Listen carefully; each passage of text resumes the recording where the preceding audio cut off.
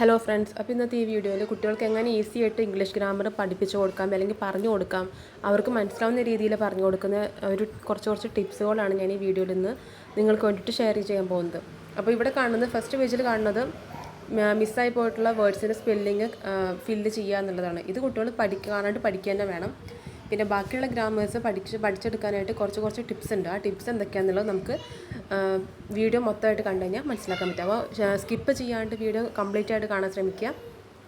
വീഡിയോയിലേക്ക് പോവാം.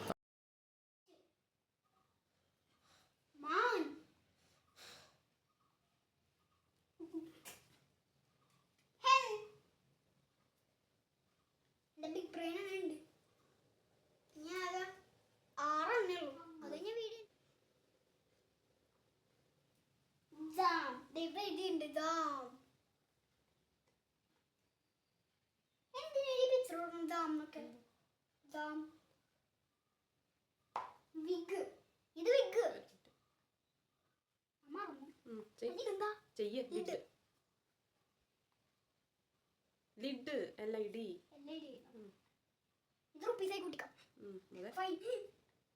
ഈ കൈ മാറ്റായിരുന്നു. എന്താ കൈ മാറ്റ്? Wig WIG. എന്താ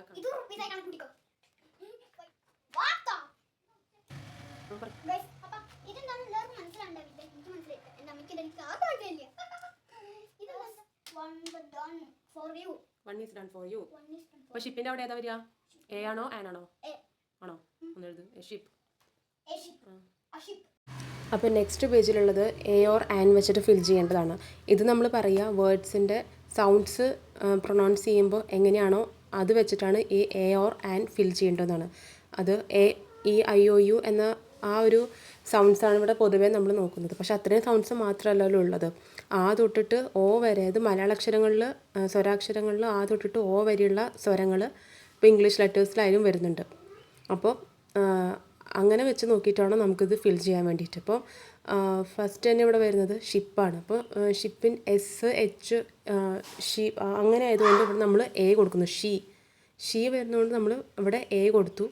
അപ്പോൾ അവൾ നെക്സ്റ്റ് വന്നിട്ട് ഔളാണ്. അപ്പോൾ ഔളിൻ്റെ അവിടെ ഓയാണ് നമ്മൾ ഫസ്റ്റ് പ്രൊനൗൺസ് ചെയ്യുമ്പോൾ കേൾക്കുന്ന സൗണ്ട് ഓ ആയതുകൊണ്ട് AEIOU ഇതിൽ പെടുന്നതുകൊണ്ട് നമ്മൾ ആൻ കൊടുത്തു. അപ്പോൾ ഇങ്ങനെ നോക്കിയിട്ട് വേണം A or ആൻ ഫിൽ ചെയ്യാൻ വേണ്ടിയിട്ട്.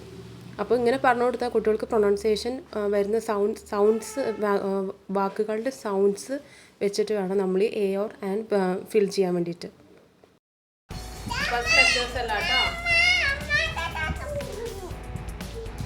പിന്നെന്താ ആനല്ലേ അത്?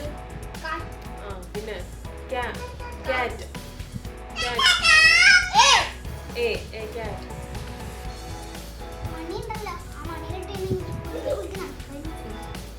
പിന്നെന്താ ഇൻസെക്ട് അല്ലേ?